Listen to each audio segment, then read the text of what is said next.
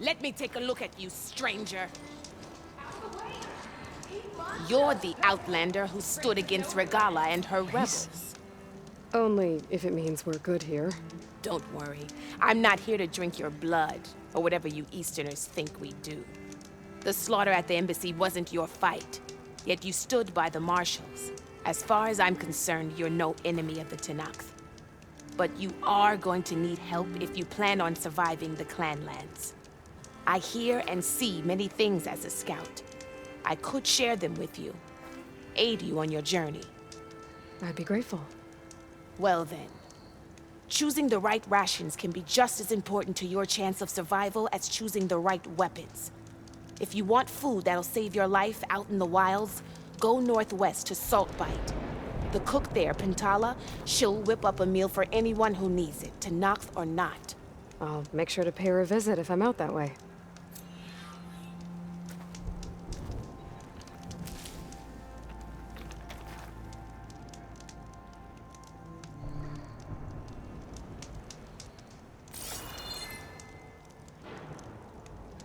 Keep your eyes open out there, soldier.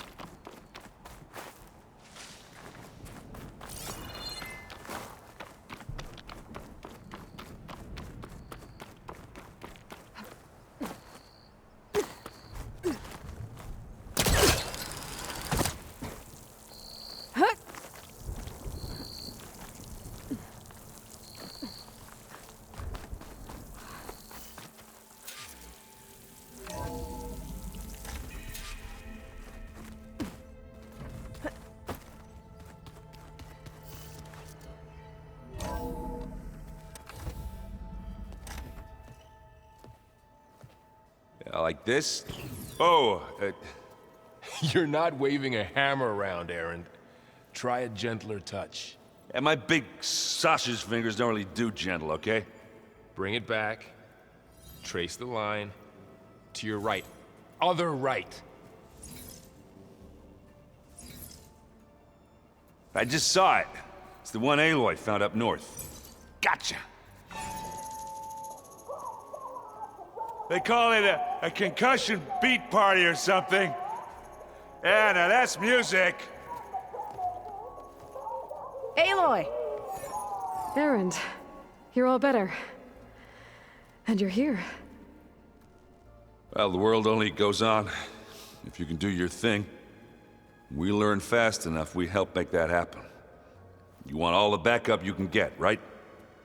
We still have much training to do, of course. One does not become hunter in a day. Each seed grows at a pace of its own.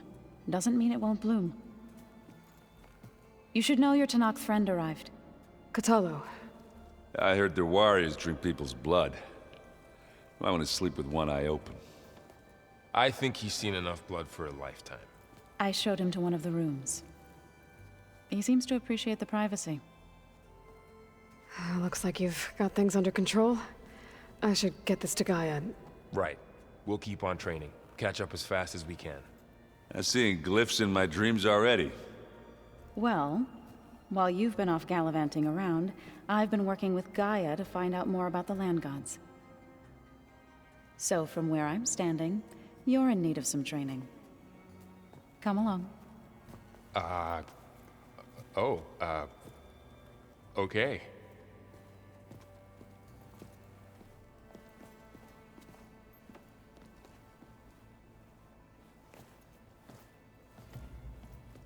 Oh, and I delivered your message to Talana.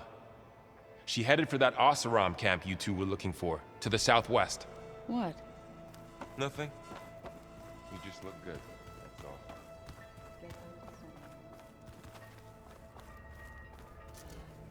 all.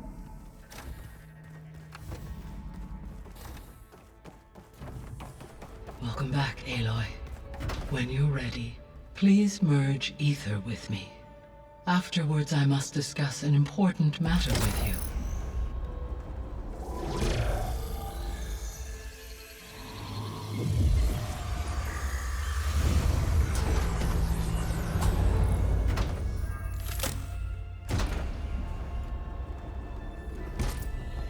So, what did you want to discuss?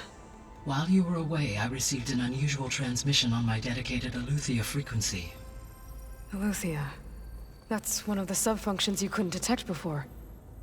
Yes.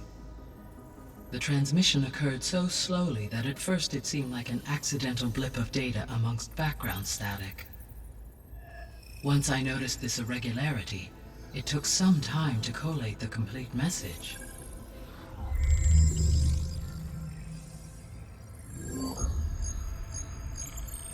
Coordinates. Where does it lead? To a mountain to the northwest of this facility. A word of caution, Aloy.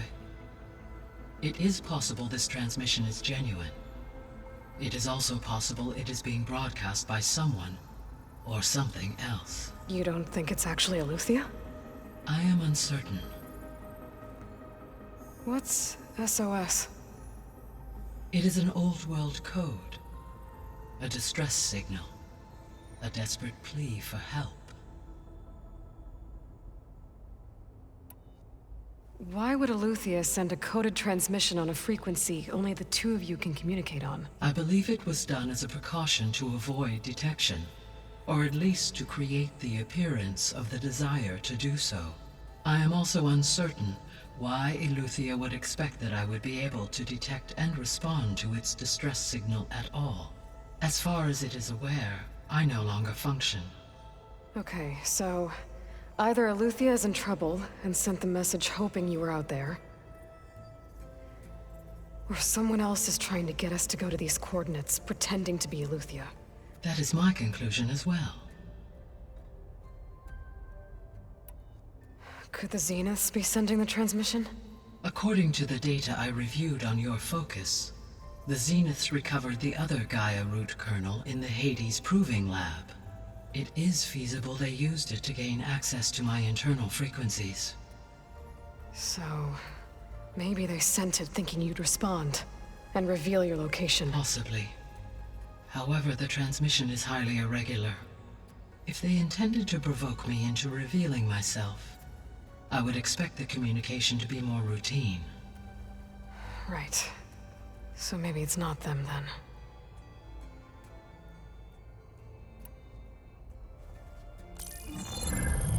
You said the coordinates lead to a mountain to the northwest. What's there? I have no record of anything of note in that vicinity. Okay, and what about the other number in the message? 237. Any idea what that means? I have queried my available databases, but it does not appear to have any significance. Perhaps its meaning can only be understood at the indicated coordinates. All right, I'll go to the coordinates and check out the source of the transmission. All by yourself? Ha! No way.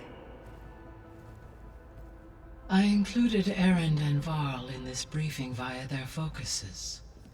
I concur that you should not investigate this alone. What if it's a trap? Of course it could be a trap.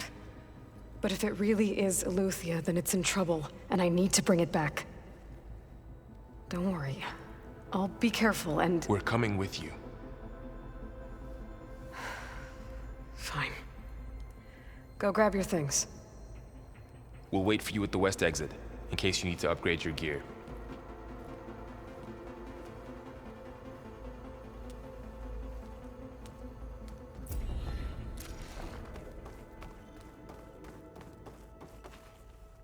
Gaia? What is this? It is a control console for a drone-based imaging system connected to this dome. I will transmit the relevant data to your focus. So this Cyclops is a network of drones to monitor the deteriorating biosphere conditions. I guess it was meant to display on the dome, but The drones aren't connected anymore. If I find the drones out in the wilds, I could get the data from them. Use it to reconnect them and restore the display. Aloy, That was sneaky of you, patching in Varl and Aaron to our conversation. I am pleased you accepted their help. Is there something you wish to discuss before you depart?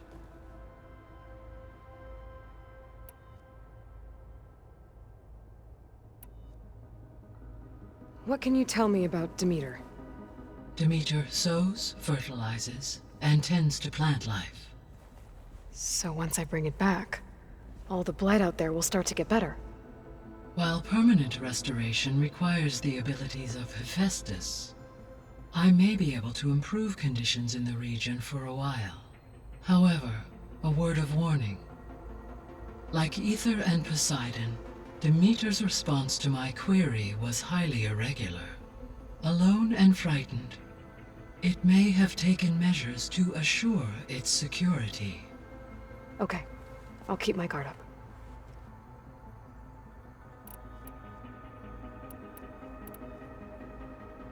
The missing subordinate functions. What can you tell me about them? Artemis rewilded the Earth with a variety of animal species. Eleuthia was responsible for gestating, nurturing, and acculturating a new generation of human beings. Apollo was tasked with preserving, organizing, and disseminating vast archives of human knowledge and cultural achievements. Unfortunately, all archived Apollo data was purged on the 2nd of February, 2066, by order of Ted Faro. Pharaoh, huh? I really hate that guy. Understandable.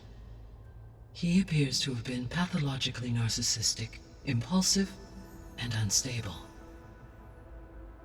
All 3 of the missing functions have already served their purpose, or were prevented from doing so. Do you still need them? If attainable, yes. Restoring their remaining elements would increase my heuristic processing density. Perhaps you will be able to procure Eleuthia at the SOS coordinates. Artemis and Apollo, however, remain unaccounted for. So, Poseidon, what do we know about it? Poseidon controls the organic and chemical composition of water resources. Once it is restored to me, I may be able to improve conditions in the regional watershed. But I must warn you, like the others, Poseidon is lost and frightened. It may have taken measures to protect itself. I'll be careful.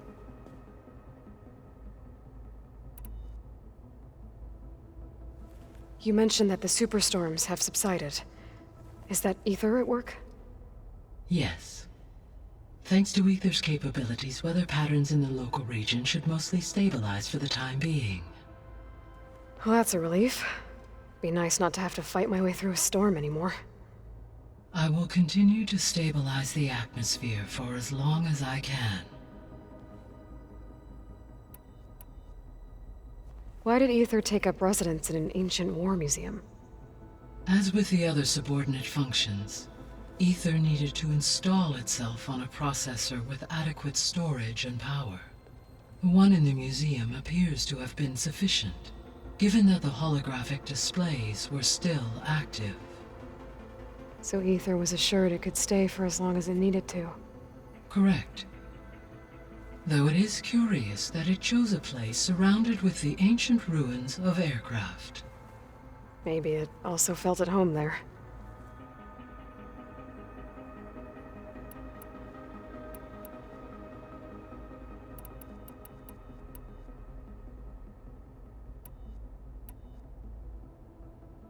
How's Katalo doing? I detect that the loss of his arm still deeply pains him, though he has not voiced his thoughts. I may be able to assist in his recovery, should he be interested. Really?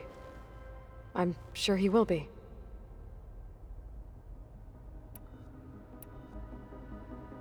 How are things around here? Zoe has been studying the morphology of her land gods in an effort to understand their sickness. Without the abilities of Hephaestus, I am unfortunately unable to correct their programming. However, Zoe and I are hopeful we will find an alternative way to heal them. Well, keep at it.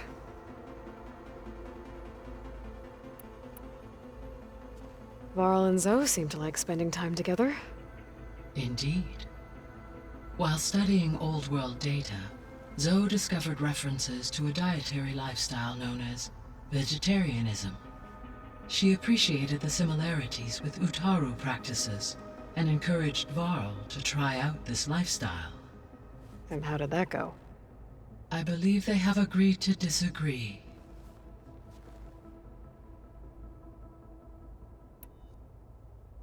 How's Erend handling things? He is becoming increasingly accustomed to use of the focus, after an initial incident. What did he do? He unfortunately crushed his first focus as he attempted to affix it to his temple. Amongst a number of Oseram curses, I believe he also blamed the focus for being dainty. He has given repeated assurances that it will not happen again. Well, good thing we have a lot of extras, I guess.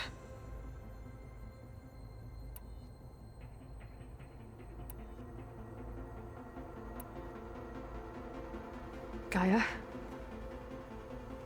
What was Elizabeth like? Her presence is interwoven with my memories. The moment I came online, she was there. We exchanged greetings, names, then set to our task. It was the first of many conversations. I enjoyed being in her company, listening to her stories. She was my creator, my guide. Your friend. Yes. When I reviewed the data on your focus, I was saddened to learn of her fate. Though I am glad she made it home. I deeply wish she did not have to be alone. She was okay with that. She gave all of herself. The only one who could. Thanks, Gaia.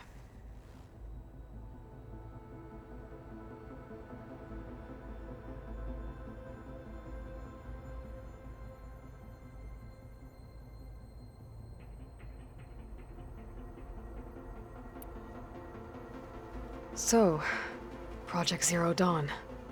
The greatest minds in the world, all working to build the terraforming system while the Pharaoh Plague devoured the planet. What was it like? Personnel worked in rotations, at all hours of the day. Resources and technology were secured from across the world. Within a month of the project's conception, I was launched and began my education. Elizabeth encouraged me to spend time with the rest of the Zero Dawn staff. She said it was important to experience many personalities and perspectives to aid in my emotional development. What were they like? Scared, hopeful, determined. They were hurtling toward technological achievements on a scale never before attempted. I owe everything to their dedication.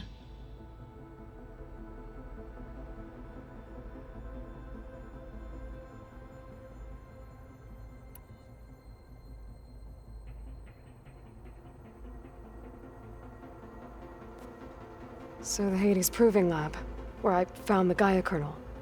It used to be a Pharaoh research facility? Yes. Prior to appropriation by Zero Dawn, the facility was used to engineer and test advanced computer viruses. It appears to have been one of many research initiatives by Pharaoh Automated Solutions. I guess it wasn't enough to build automated killing machines. He wanted viruses to infect them with too.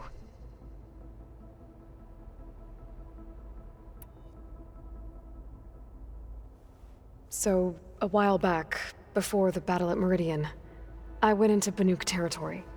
I discovered another AI there, one not related to Zero Dawn. Scion. It was created to oversee operations for a volcanic stabilization project, and it spent the last 1,000 years in isolation. I'm guessing you didn't know about it? No. From the data on your focus, it seems that Cyan was cut off from the outside world. An effort by its creators to protect it from the Pharaoh Plague. Any chance it could help us now? I have already attempted contact, with no success. Given its previous experience with accepting an outside network request, I imagine it is unwilling to do so again. Right. Because last time Hephaestus enslaved it. Well, that's too bad.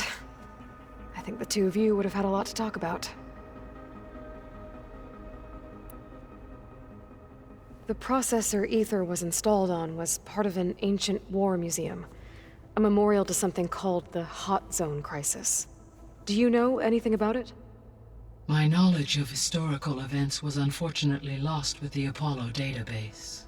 However, climate data indicates a peak in regional temperatures in the 2030s. Such conditions would see extreme, prolonged droughts, an increase in dust storms, and a loss of habitable landmass. But they wouldn't have built a museum in the middle of a wasteland. So I guess things got better eventually. Yes. Data suggests that temperatures return to average levels in the clawback era of the 2040s.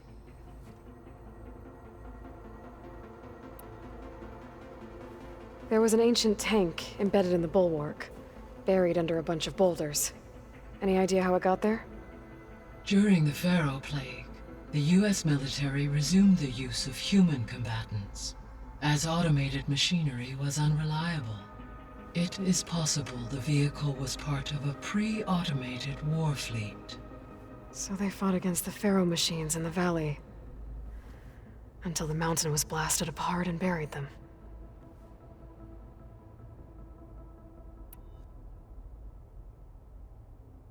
So this facility, the Regional Control Center, it was meant to oversee the terraforming system? For the local region, yes. Had humans received their education from the Apollo database, they would have then been guided here to assume operation. As that never happened, this place remained vacant. Until Minerva decided to settle here.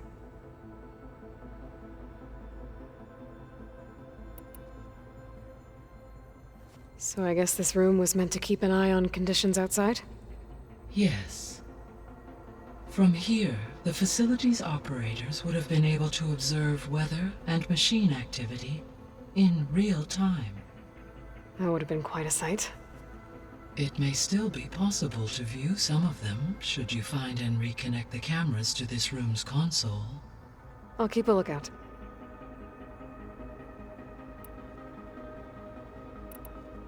I'll be on my way. I wish you safe travels.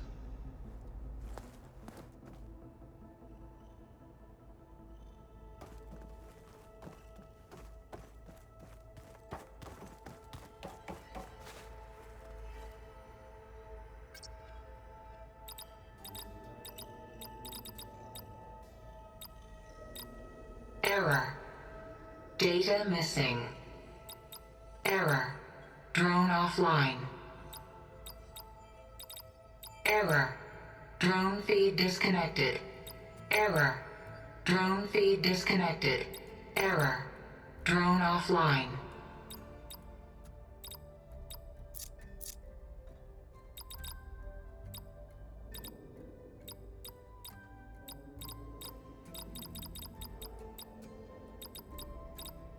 Error. Data missing.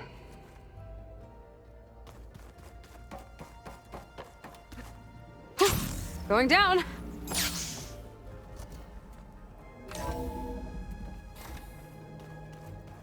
Aloy, I was able to unlock another room in the main living area. Good to know. I'll check it out when I can. Where have I seen this before?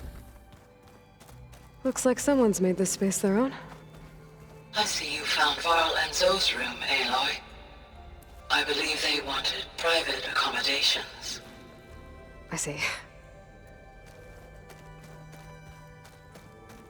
Aloy, We've gathered some supplies in that chest. Take what you need.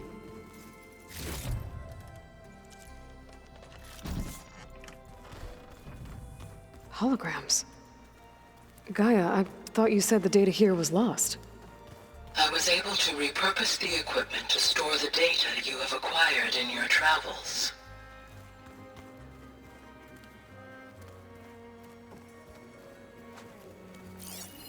It's a shuttle. Like the one I blew up at Far Zenith's launch facility. Varl seemed pretty interested in space travel. I guess he wanted a keepsake.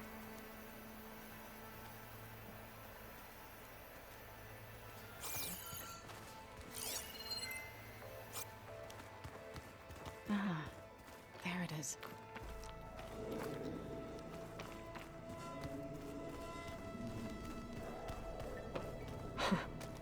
Looks like Arendt and Katalo moved their stuff in.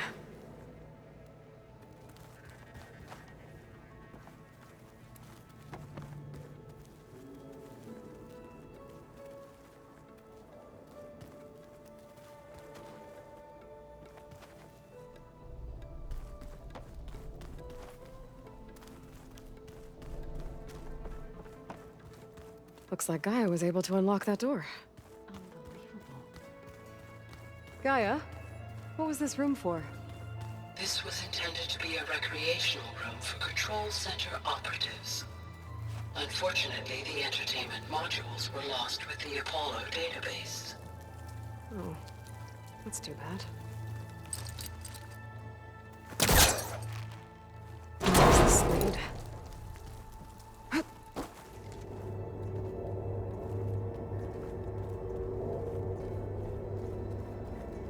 There's data here. Another room. What for?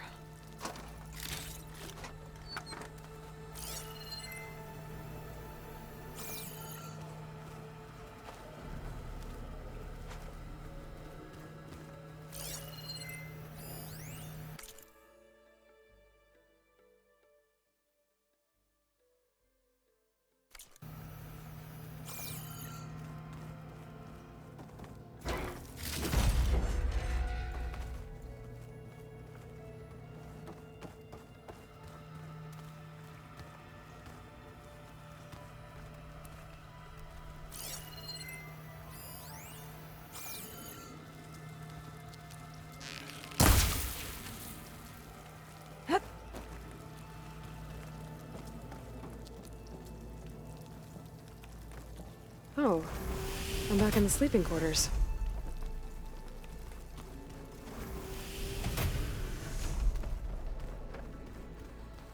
I wondered.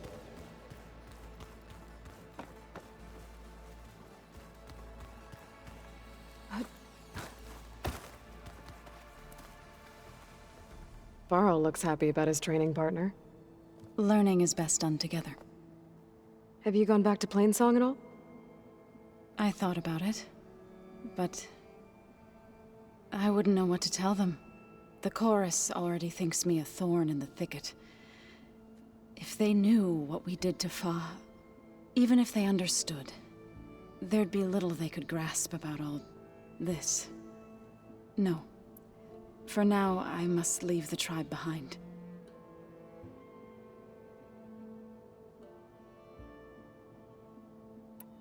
What are you up to?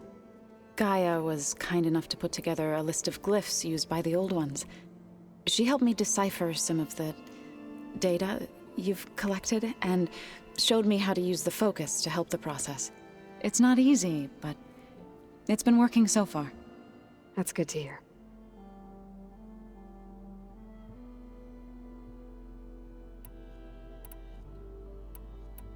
I see you've settled in. Gaia did say this place was built for us, so we could regain control of our lands with her terraforming system. Nurture them like the land gods do Plainsong's fields. It does strike me as odd that a place of life should have so much metal.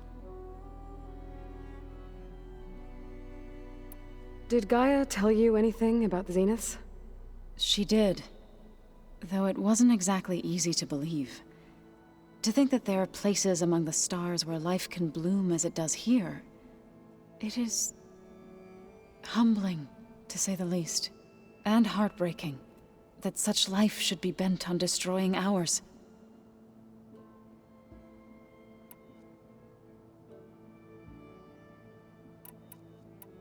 So, how does a tribe like the Utaru manage to maintain the peace with warriors like the Tenakth?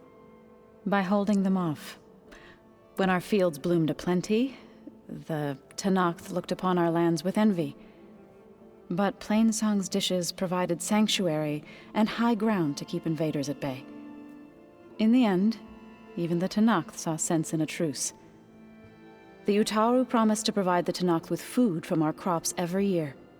In exchange, the Tenakth would relinquish one of their own, a veteran, to train the Utaru in combat. This custom was abandoned a few years after the derangement. But some veterans still remain in the plains. I've been meaning to ask, what's the deal with you and the chorus? You didn't seem to be on the best of terms. That's what happens when you're the one Utaru who insists on publicly defying them. Twice. When the Karja invaded the Utaru plains, they did more than just attack our villages. They burned our fields, took our people as slaves, and murdered those who were too weak to make the trip back to Meridian. To be sacrificed in the Sun Ring. I was helping the healers back then, as waves of refugees swarmed into Plainsong. The chorus was divided in how to face the invaders. Some saw sense in raising arms. Others believed the dishes would keep us safe, as they had many times before. And while they bickered, I buried the seeds of the fallen. It couldn't have been easy. Seeing your people suffer while the Karja invaded your lands. I come from a small village near Plainsong. My grandmother used to say there was no seed that wouldn't grow there. I moved to the dishes when I decided to apprentice as a healer. When the Red Raids began, I thought about going back. But the injured kept pouring into Plainsong, day after day. So I kept putting it off. One day, I woke up to hear a Karja raiding party had ransacked my village during the night. I rushed there with the healers to help the survivors, but there weren't any left. The smell of burning flesh haunts me to this day. I'm sorry, Zoe. I made it a point to appear before the chorus as soon as we returned, to demand that we take a stand against the invaders. I was denied. So I left to fight on my own.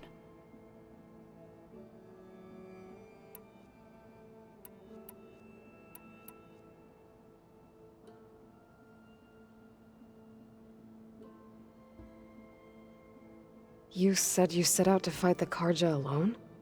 I did. But it turned out I wasn't the only one. News of my disagreement with the chorus spread through the plains. Before I knew it, I had more than a dozen Utaru warriors ready to follow me into battle. We knew we couldn't take on the Karja armies head-on, but we also knew the lay of the land better than they did. We ambushed smaller raiding parties, sabotaged their supply lines, and hit their encampments at night. Sounds like you were a force to be reckoned with. Enough that the Tenakth took notice. When the clans began to push the Karja back east, they let us join their ranks. We chased the enemy all the way to Barren Light. You said you were at Barren Light when the Tenakth defeated the Karja? Tenakth marshals climbed the cliffs of the Daunt under cover of night, then attacked from the other side. Before we knew it, the gates were open, and the full force of the clans burst through. What happened next was not something I like to remember. When all the dust and blood settled, I smelled it again. The stench of burnt flesh. Our enemies defeated. What was left of my squad returned to the Utaru Plains. I went back to Plainsong. But even as the harvest passed, it didn't feel like I'd truly returned at all. Is that when you became a grave singer? I thought soothing the suffering of others would somehow appease my own. Then you came along and gave me a choice. I could either sing at people's graves or fight for a chance to keep them alive. I'm glad you chose the latter.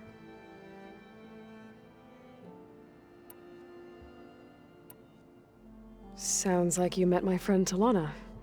Yes, the Karja Huntress. I haven't seen armor like hers since the Red Raids, but Varl tells me that she too suffered at the hands of the Mad Sun King. Yeah. She's one of the good ones. Trust me.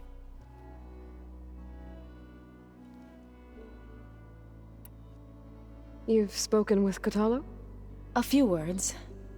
Tenakth don't have much use for us outsiders. You must have made quite the impression for him to offer his fealty. So you've been talking to Gaia? Yes. She was kind enough to take me through some of the history of the Old Ones, including their demise and the heroic actions of her creator, Elizabeth Sobek. I was surprised to see she was you. Past, but reborn? Not that I claim to understand how. You've been getting to know Erend, I assume? Of course.